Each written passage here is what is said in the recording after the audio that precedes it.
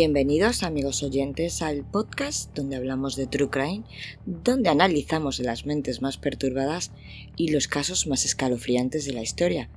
Soy tu anfitriona, soy Silvia Black y hoy viajaremos a Essex, Inglaterra, un lugar precioso lleno de historia, con unos paisajes preciosos para pasear por sus calles llenas de historia y coloridas, monumentos, castillos impresionantes, un lugar donde cada año es visitado por muchos turistas. Pero en el año 85 se tiñó de una oscuridad y unos asesinatos muy misteriosos. Este fue un caso que conmocionó mucho a la opinión británica. Imaginar un mundo donde las líneas entre la riqueza, la oscuridad y la maldad se mezclan. Un mundo donde las herencias desencadenan tormentas de codicia y secretos enterrados, que emergen una red de mentiras. Los protagonistas de este nuevo episodio son la familia Bamber, donde la opulencia es solo el telón de fondo de un juego mortal de intrigas familiares. Esta familia es el epicentro de un misterio que dio mucho que hablar. Cada miembro guarda un secreto oscuro, una mentira enterrada bajo capas de fachada y fortuna, pero cuando 5 asesinatos sacuden a esta dinastía, las apariencias se desvanecen y las alianzas se desmoronan. Este caso será muy intrigante. Además, la investigación policial, plagada de incompetencia y corrupción, apenas rasca la superficie de la verdad, mientras las sombras se ciernen sobre la mansión con un manto de intriga mortal. Esta historia tiene todos los ingredientes necesarios para permanecer y cotizar alto interés popular. Dinero, adopción, belleza, drama familiar, enfermedades, abuso, sangre, traición. ¿Qué desató esta espiral de caos en la tranquila casa más conocida como la Granja Blanca? ¿Qué secretos y misterios se ocultan tras las paredes de esta mansión? Esta historia nos atrapará e intentará no apagar la llama de la intriga y misterio, preparados para ser arrastrados a un laberinto de secretos donde la verdad es la moneda más preciada y el precio del engaño es más alto que nunca. Comencemos. Esto es La Cara del Mal.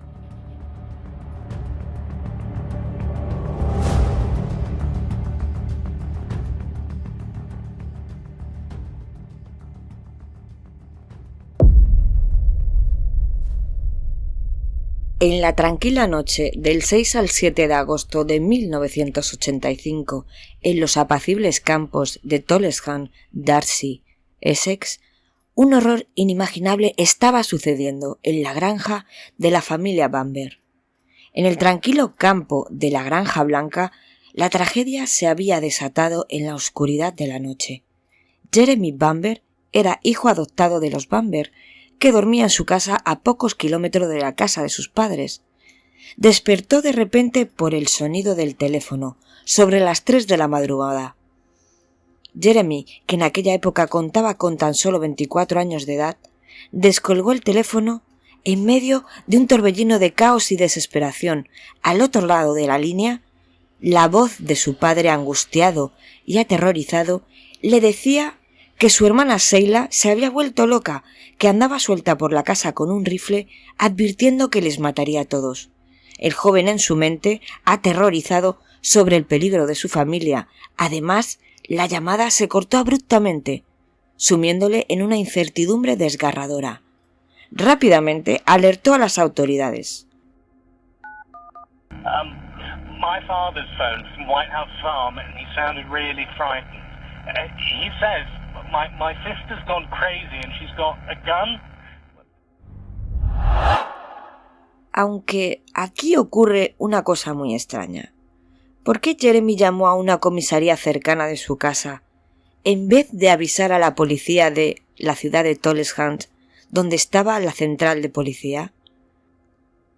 Una vez avisada la policía, Jeremy cogió su coche rápidamente, que vivía a tan solo 5 kilómetros de la casa de su familia, y llegó a la entrada del campo para encontrarse con los oficiales. Pero se llevó una sorpresa, allí no había nadie. Los agentes de la comisaría tardaron 1 hora y media en llegar. ¿Por qué tardaron tanto si estaban tan cerca de la escena del crimen? Una vez allí, encontraron a un joven inquieto y ansioso sin querer entrar en la casa de su familia. Los agentes analizaron la situación y decidieron esperar a que llegaran los policías armados, ya que ellos no eran expertos en escenarios de un crimen. Hasta las 7:30 de la mañana no llegaron las autoridades y otra vez pregunto, ¿por qué tardaron tanto? Una vez allí, debían ingresar al enorme caserón de estilo victoriano, rompieron la cerradura y entraron.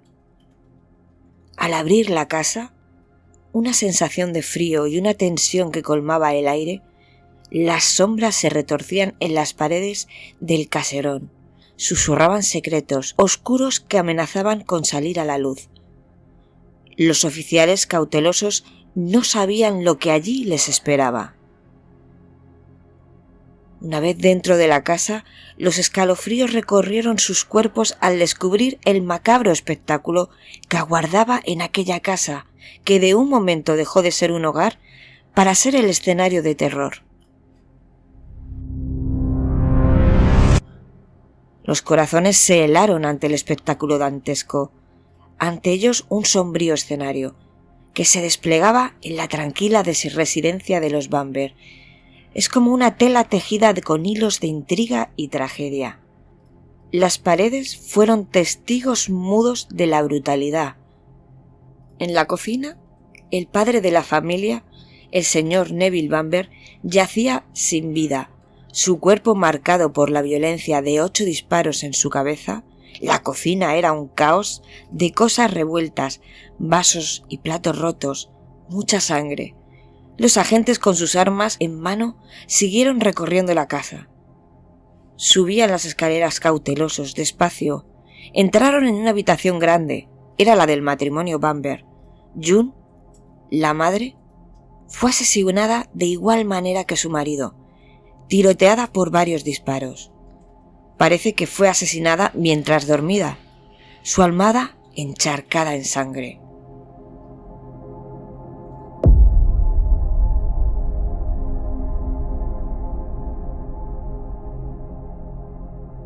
Pero el horror no se detiene ahí.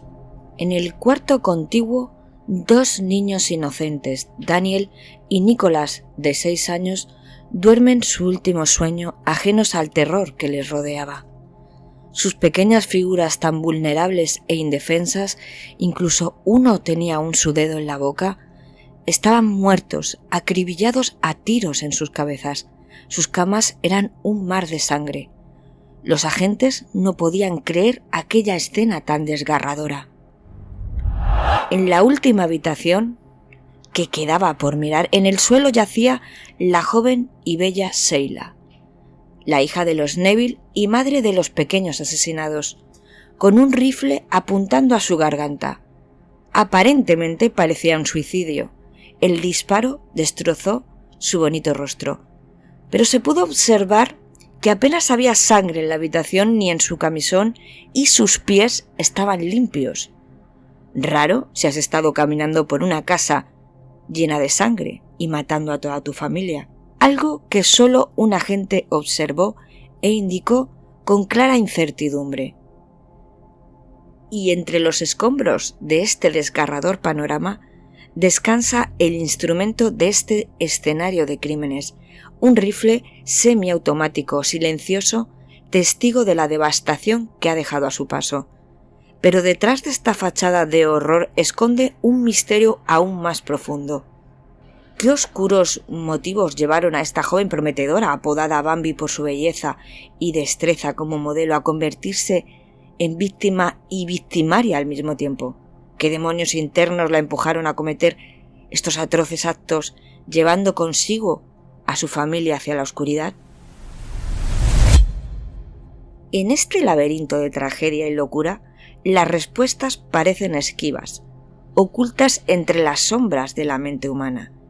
Pero en la búsqueda de la verdad, quizás encontremos no solo la redención, sino también la comprensión de los enigmas más oscuros que acechan en los rincones más recónditos de la psique humana. La conclusión del jefe de la policía fue que el culpable de aquella masacre con un rifle semiautomático fue Sheila. Claro, el rifle estaba sobre su cuerpo, apuntando hacia su garganta.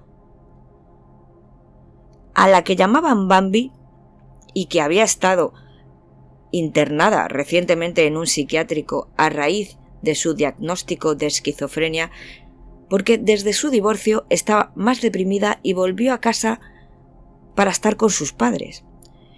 Sheila era, según las palabras de Jeremy, su hermano, la responsable de tan violenta masacre.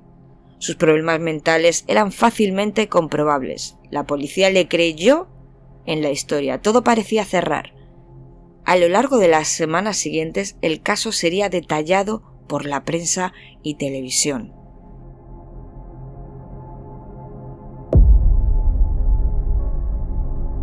El periódico The Sun tuvo con este caso un gran titular. Así decía: modelo asesina a toda su familia. Los periodistas que buceaban en los detalles de su vida no dejaron nada por resolver. Este caso fue para la prensa como un dulce para un niño, inventando y alimentando el morbo de los curiosos e impactados ciudadanos. Decían de ella que no solo tomaba antipsicóticos, sino que también esnifaba cocaína, tenía deudas por unas 40.000 libras por compra de drogas y dormía cada día con hombres mayores. Sheila era caracterizada como un monstruo enfermo. Su esquizofrenia paranoide, su anorexia e inestabilidad mental eran el centro de todas las miradas. Sin embargo, las teorías que la señalaban como la mala de la película muy pronto se derrumbaría por completo. Primos y amigos de Sheila, que la querían y estaban muy afectados con esta horrible masacre, no estaban de acuerdo con aquellas infames noticias. Todo lo contrario, decían que ella era muy buena madre, adoraba a sus hijos, era muy buena amiga, una gran persona, nunca tuvo maldad ni era agresiva. Eso sí, estaba deprimida y con problemas de ansiedad debido a que su esposo le fue infiel y el divorcio fue muy duro para ella. Pero eso no la convierte en una asesina. Eso confesó una prima suya en una entrevista. También le contó a la policía, como a la prensa, que Jeremy era muy mala persona, egoísta, muy altivo, que miraba al resto de la familia como, por encima del hombro, era bastante vago y no quería trabajar ya que decía que sus padres eran ricos.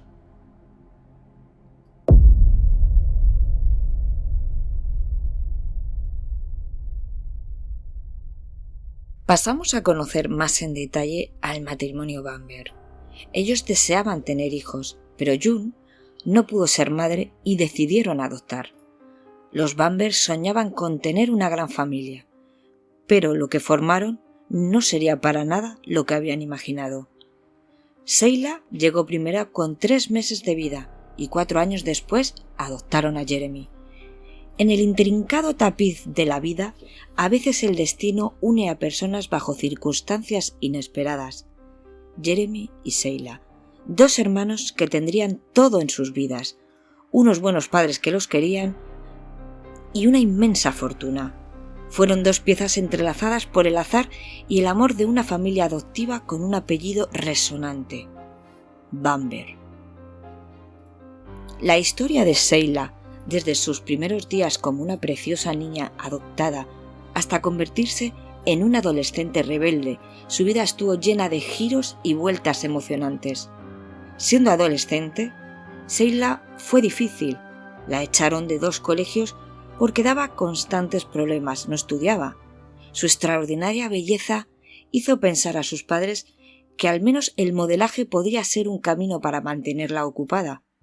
Empezó a trabajar en una agencia de modelos y su vida parecía encarrilarse un poco.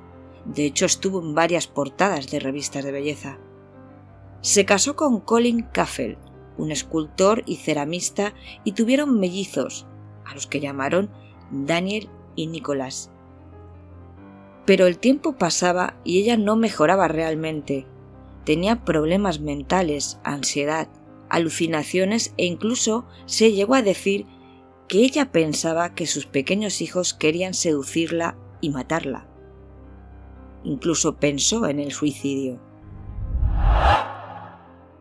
Para Colin, la vida se volvió imposible, hasta que un psiquiatra dio el diagnóstico preciso. Sheila tenía esquizofrenia paranoide. A ello se le sumó además un desorden de alimentación.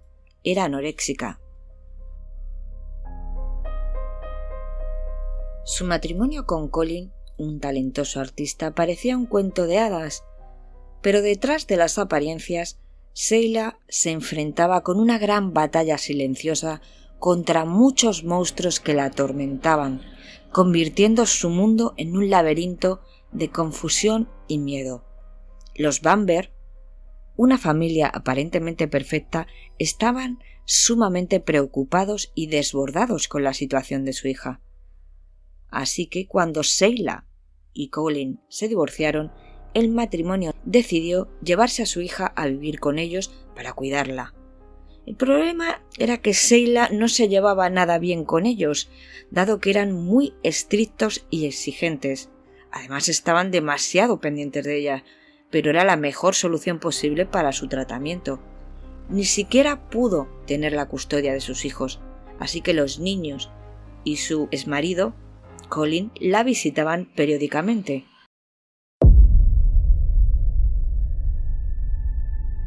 Vamos a conocer a Jeremy Neville Bamber, el hijo menor que habían adoptado los Bamber. Nació el 13 de enero de 1961 como Jeremy Paul Marsan en un hospital de Kensington, en Londres.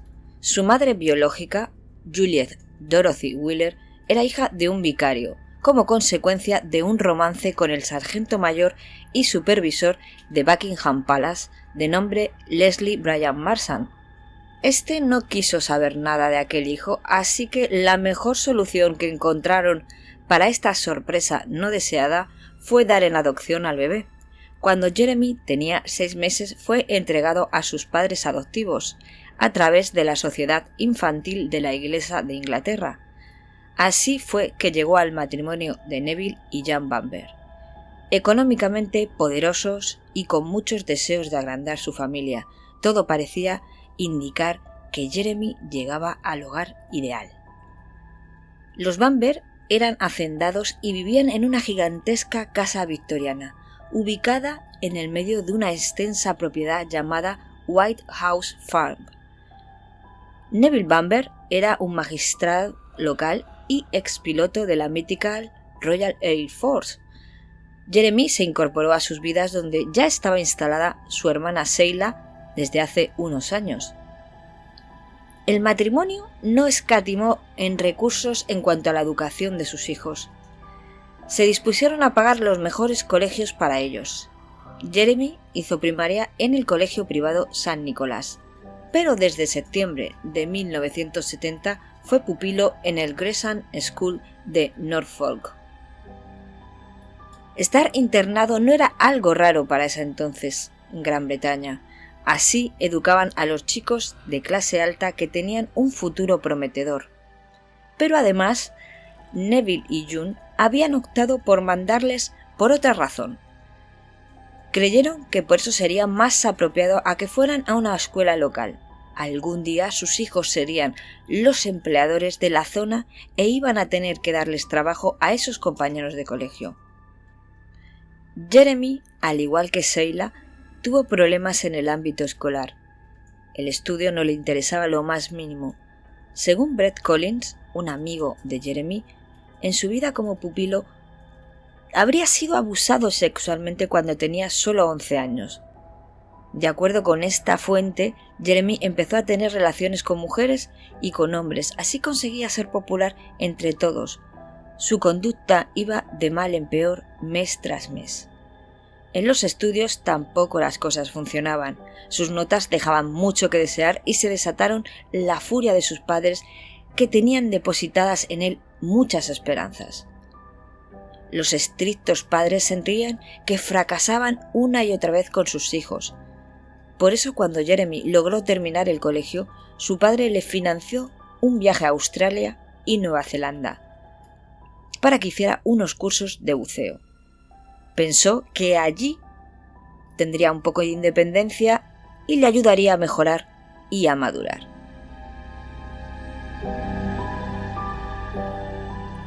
Con Jeremy fuera, en sus viajes, las cosas empeoraron.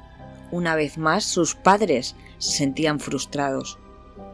Este siguió con sus andanzas en el exterior. Rodeándose de malas amistades, se dedicó a robar. Con unos amigos asaltó una joyería de la que este se llevó 2 carísimos relojes. Uno de ellos se lo regaló a su novia al volver a Inglaterra. También, tras su vuelta, empezó a alardear sobre sus aventuras frente a sus viejos amigos y les contaba con orgullo haberse involucrado en el tráfico de heroína. Uno de sus primos relataría luego que Jeremy había tenido que dejar Nueva Zelanda rápidamente porque le buscaban por robos a mano armada. Lo cierto es que al volver, como no quería trabajar con su padre, se buscó empleo como mozo en restaurantes y bares. Pero esa experiencia fue muy breve, la vida dura no le iba. Entonces llegó a un acuerdo con su padre Neville para trabajar en el campo familiar. Pese a ello, Jeremy siempre se mostraba resentido y protestaba por el bajo salario que su padre le pagaba. Sin embargo, este ayudaba mucho a su hijo. Le regaló un coche y le permitía vivir gratis en una cabaña de la familia, en el número 9 de la calle Head, en Goldhagen, a 5 kilómetros donde se había criado. Además, Jeremy poseía el 8% del camping para caravanas que tenían los Bamber en Maldon, Essex.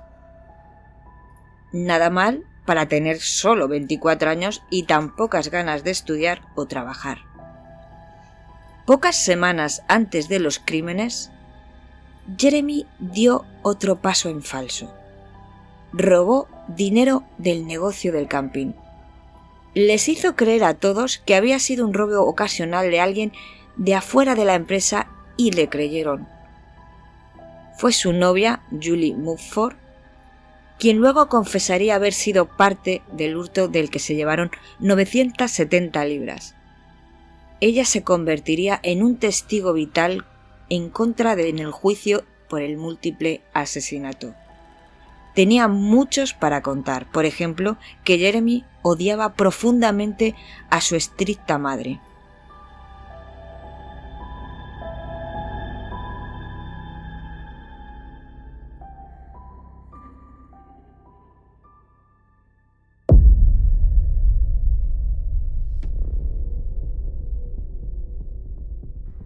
Seguro que estáis pensando, ¿qué pasa con la investigación? Y seguro que sabéis quién es el culpable. Los detectives que investigan el caso y la pista de Sheila, a las pocas semanas empezaron a hacerse preguntas incómodas para sostener esa teoría. ¿Cómo alguien como Sheila, con problemas de alimentación y sobremedicada, había podido enfrentarse a su padre, un tipo muy fuerte, que además medía 1,93 y ella apenas pesaba 50 kilos? Sus familiares además contaron que la relación de Jeremy con sus padres era muy mala, que el joven solía provocarlos. Peleaban con frecuencia. Una vez llegó a colocar una valija con ratas vivas en el auto de la secretaria de su padre, Barbara Wilson. Neville, espantado con lo ocurrido, le había reconocido a Barbara que temía que Jeremy intentara matarles. Un primo de Jeremy encontró 3 días después de los homicidios, en una taza de la cocina de los Bamber, un silenciador manchado con sangre. Este perturbador hallazgo revolucionó la investigación. Con el silenciador, el arma sería tan larga que hubiese sido imposible para Sheila suicidarse. Además, sonaba extremadamente ridículo sostener que alguien se podía suicidar pegándose 2 tiros. Las pericias dijeron que la sangre del silenciador pertenecía a Sheila. Entonces, ¿cómo había llegado la sangre de Sheila a él? ¿Y el silenciador a la taza? Una vez suicidada en el primer piso, no podía haberlo puesto ella misma en la taza desde la cocina de la planta de abajo. Otro detalle que remarcó la policía en ese entonces fue que Sheila tenía los pies limpios. No había en las plantas de sus pies sangre. Debería de estar empapados, ya que había estado cometiendo asesinatos y andando por una casa. Años después, sin embargo, Jeremy, que siempre siguió sosteniendo su inocencia, sacó a relucir una foto de los pies de Sheila del archivo policial en las que se ve un poco de sangre y acusó a la policía de haber investigado mal. Tampoco se encontraron en las manos de Sheila residuos de pólvora, increíble para alguien que supuestamente había disparado 25 veces. Por otro lado, el teléfono del dormitorio que había sido sacado de allí fue encontrado enchufado en la cocina sin ninguna salpicadura de sangre. Estaba impecable. Era muy difícil que Sheila, en medio de un episodio esquizofrénico, hubiera podido coordinar la matanza y el asunto del teléfono. Su medicación para la enfermedad mental la dejaba un poco descoordinada y adormecida. Los especialistas dijeron que no podía haber tenido el control suficiente para ejecutar todo a la perfección sin fallar ni un balazo. Además, Sheila no sabía nada de armas. A todas estas incongruencias se sumaron las murmuraciones del resto de la familia durante el entierro.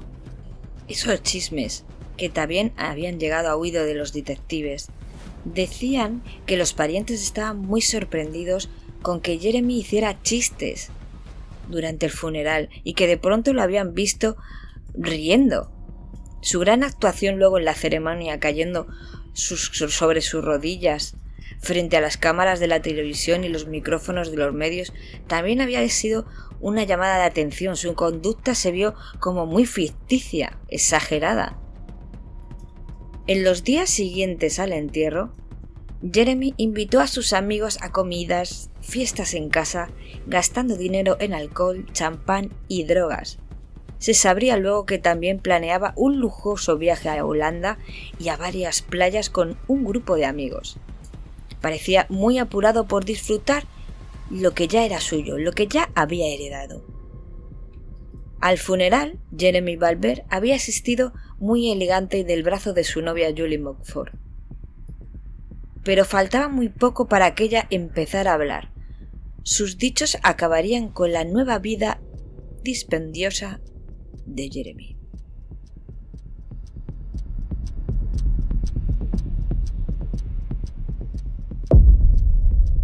Pasemos a conocer a Julie Mockford, la novia de Jeremy, una chica que venía de una clase social trabajadora y estaba estudiando para ser maestra. Su noviazgo con Jeremy, atractivo, rico, educado, la encandiló. Sin embargo, tras descubrir que Jeremy no tenía intenciones de comprometerse con ella, la relación comenzó a desmoronarse.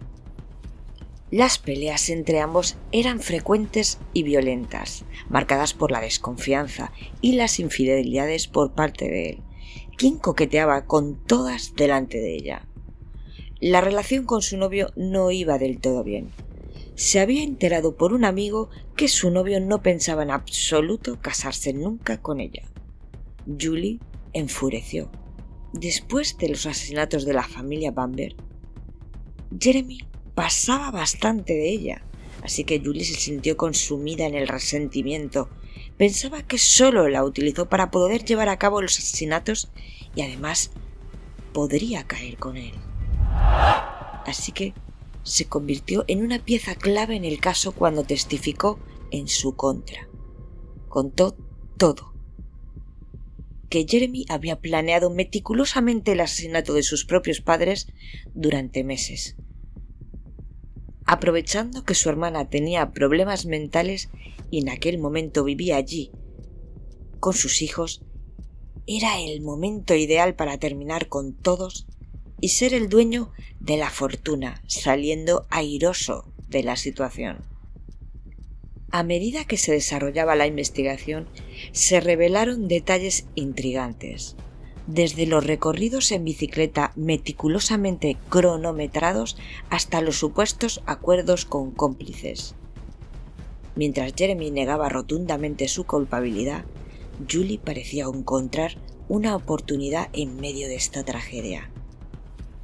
Su decisión de vender su historia a la prensa por una suma considerable planteaba interrogantes sobre sus verdaderas motivaciones. Vendió su historia al periódico News of the World. Acordó la nada despreciable suma de 25.000 libras para posar provocativamente para la exclusiva. Con ese dinero se compró un apartamento. Cuánta verdad dijo y cuánta mintió, solo ella lo sabe. Pero quedó claro que sacó un buen provecho económico de toda aquella tragedia.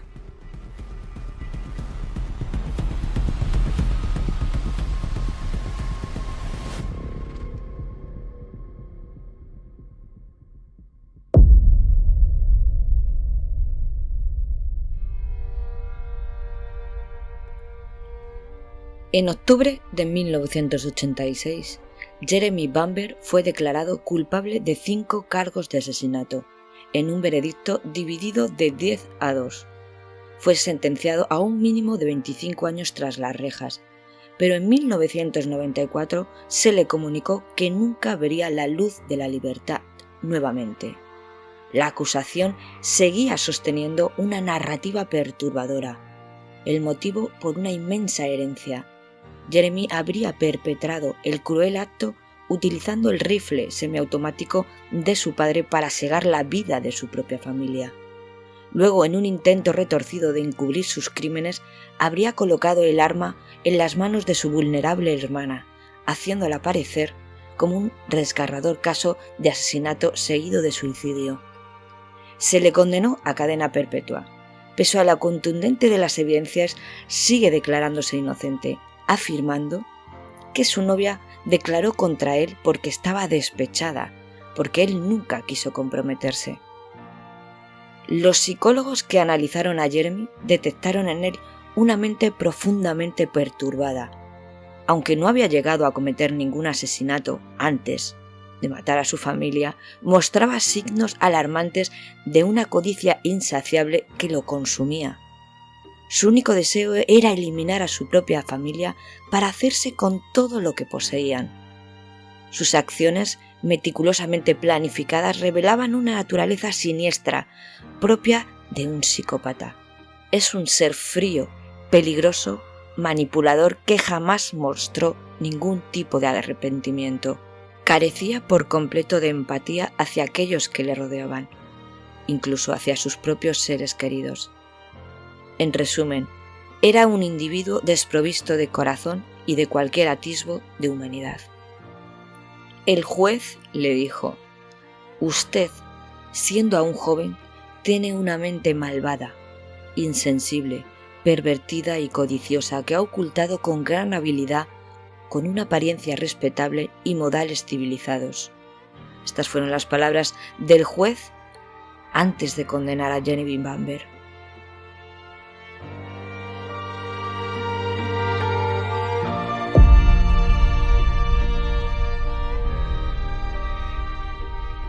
Vamos a conocer cómo este individuo planeó todo, cómo fue aquella diabólica noche.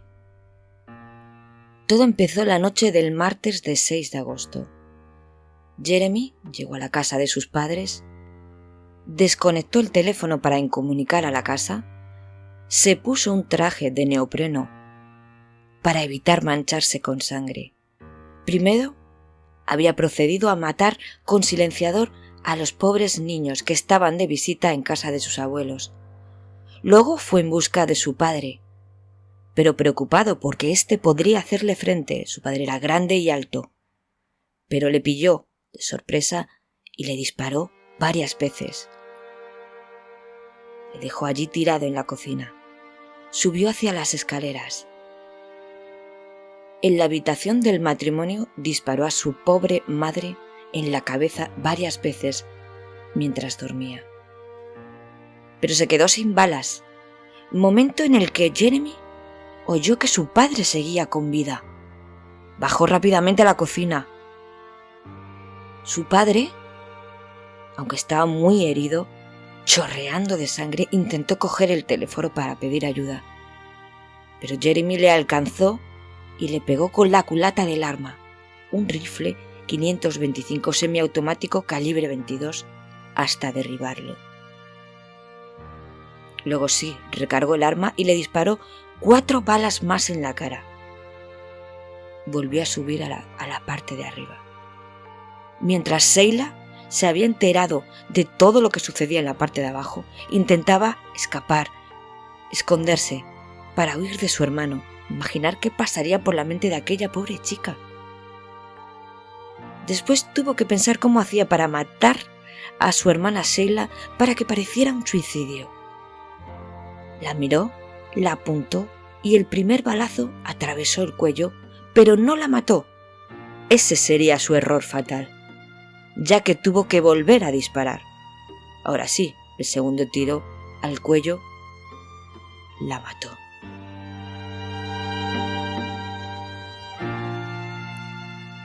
Además, se descubrió que luego, en varias semanas previas a los crímenes, al rifle le habían sacado la mira telescópica. Finalmente, disparó. En total, fueron 25 balazos y todos dieron en el blanco. Cuando terminó con aquella masacre, se quitó el traje de neopreno, se vistió con ropa limpia y enchufó el teléfono en la cocina. Se marchó de allí dejando un rastro de muerte sin ningún remordimiento y se fue a su cabaña. Lo cierto es que con los años la investigación policial se volvió bastante caótica. Se supo, por ejemplo, que el hallazgo vital del silenciador se debió a la insistencia de la prima de June, Pamela Bullflor. La familia logró hacer revisar otra vez la casa y fue allí donde se encontró, envuelto en un pequeño trozo de tela dentro de una taza. Quedó claro que la investigación no había sido cuidadosa ni totalmente profesional. Además, los detectives arruinaron muchas pruebas como las alfombras, las sábanas, por el poco cuidado que le pusieron. Jeremy a día de hoy sigue intentando salir de prisión y, por supuesto, de conseguir derecho a alguna porción de su herencia. En una de sus tantas apelaciones, en 2007 pasó exitosamente un detector de mentiras. Hoy, con 59 años, sigue sosteniendo que él no fue el asesino. Intenta con sus abogados las nuevas revisiones de pruebas que vuelvan a la casa, lo cual es ridículo. Su excuñado Colin Caffell, que fue marido de su hermana Sheila, rehizo su vida y tiene una hija. Cambió totalmente su apellido porque no desea ser relacionado con este caso. Tampoco le cree, dice sentir mucho odio a Jeremy y mucho dolor por la muerte de Sheila y, por supuesto, de sus 2 hijos. Declaró: «Es inhumano que mi hija y mis amigos, con solo googlear, encuentren en la web foto del cuerpo de mi exmujer con balazos en el cuello y los cuerpos de mis hijos». Hay otra historia increíble. Los padres biológicos de Jeremy, cuando supieron de sus crímenes, que se enteraron por la prensa, obviamente, dado la repercusión del caso, pues la historia cuenta que al año de haberlo dado en adopción, se casaron y tuvieron 2 hijos más, Justin y Sophie. A diferencia de Jeremy, hoy los 2 hermanos de Jeremy, que parece mentira que tengan la misma sangre, están casados con sus hijos. Su hermano Justin es fundador y director de una gran compañía. Y su hermana Sophie es una talentosa y conocida artista y escultora. Parece ser que los padres pensarían: hicimos bien en deshacernos de este niño. Suena un poco mal, pero ya me entendéis. Bueno, quiero terminar diciendo que de este caso tan macabro, tan espeluznante, se hizo una gran serie de 6 capítulos, titulada Los asesinatos de la Granja Blanca, basados en este hecho. La serie es británica, que recrea el caso a la perfección. Las grandes actuaciones, un trabajo horrible por parte de la policía, que cuando estás viendo la serie te da una rabia que no veas. Yo la vi el año pasado en la plataforma Prime y me gustó mucho. Es un caso que me atrapó y tenía muchas ganas de contarlo. Así que aquí, amigos, termino con el episodio de hoy. Espero que os haya gustado. Como siempre, gracias por estar ahí. Si os ha gustado el episodio, darle al me gusta. También podéis compartirlo con vuestros amigos. Y si os gusta mucho La cara del mal, pues también podéis apoyarme.